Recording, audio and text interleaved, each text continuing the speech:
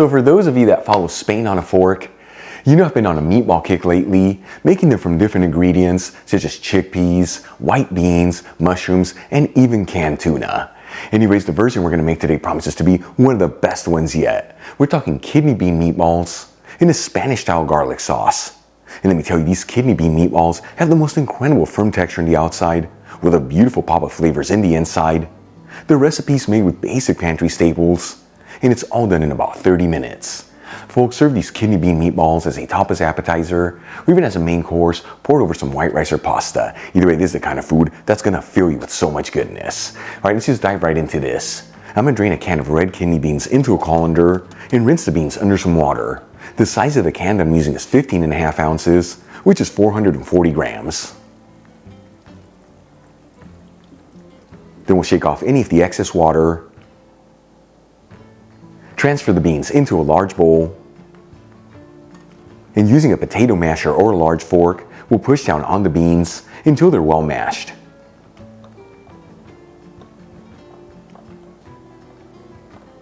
Once the beans are well mashed, we'll add in 1/3 cup of plain breadcrumbs, which is 40 grams. Crack in 1 large egg. Add in 1 shallot that's been finely chopped. Finely grate in 1 clove of garlic. Finely grate in 1 small carrot that's been peeled. And add in 2 tablespoons of chopped fresh parsley, which is 8 grams. Then we'll add in half a teaspoon of sweet smoked Spanish paprika, which is 1.25 grams. Half a teaspoon of ground cumin, which is 1.5 grams.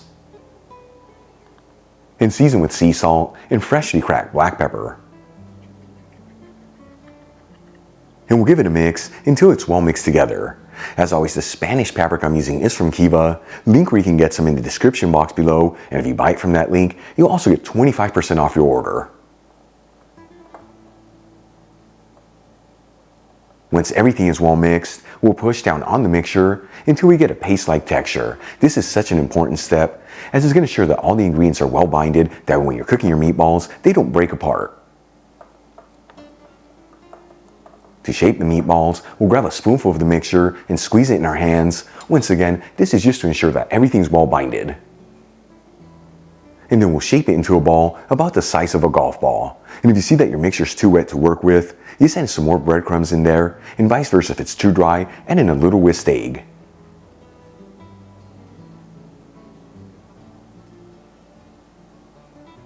Once all the kidney bean meatballs have been assembled, let's start cooking them up. I'm going to heat a large fry pan with a medium heat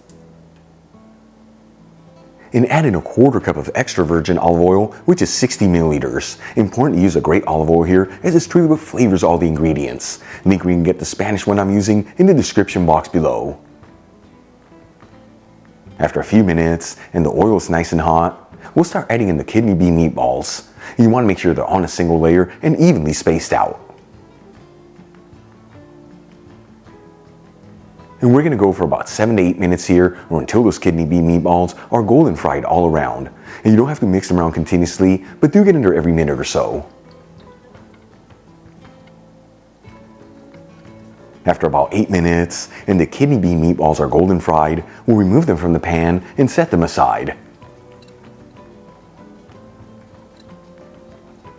Now, using the same pan with the same heat, I'm going to add in 4 cloves of garlic that I roughly chopped. And we'll mix the garlic around continuously, that way it all evenly sautés. After 15 to 30 seconds, and the garlic is nice and fragrant, you don't want to brown it, we'll add in 1 tablespoon of all-purpose flour, which is 8 grams. And we'll continue to mix this for another 1 to 2 minutes. This is enough time to cook off the flavor in the raw flour, that way it doesn't overpower the sauce. After cooking the flour for about 2 minutes, I'm going to add in half a cup of dry white wine, which is 120 milliliters. You can substitute this for any broth of your choice with a squeeze of fresh lemon juice, or 2 tablespoons of white wine vinegar, which is 30 milliliters. We'll also add in half a teaspoon of dried thyme, which is half a gram. And we'll season with a kiss of sea salt and freshly cracked black pepper. And we'll give it a mix and then simmer it for a few minutes.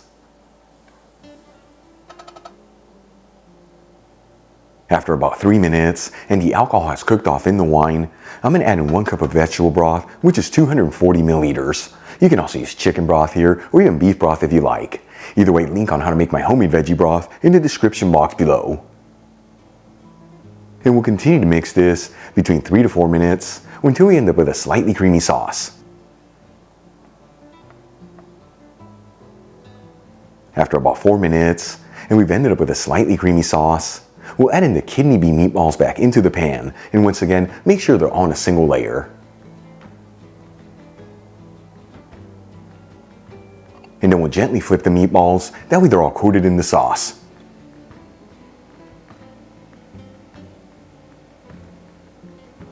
And we'll also add in 1/3 cup of frozen peas, which is 55 grams, and make sure to evenly spread them around.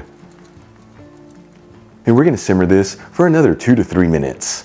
This is enough time for those peas to be nice and tender and for those kidney bean meatballs to absorb all the flavors in the pan.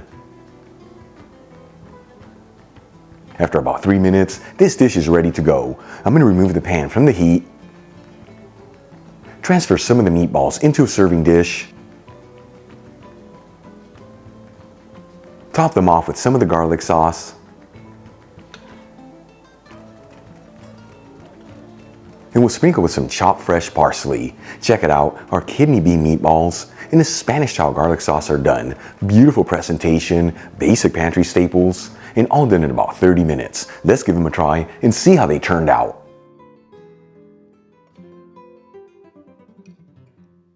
Seriously folks, look how beautiful this dish turned out. Let's just hope they taste as good as they look. Here we go.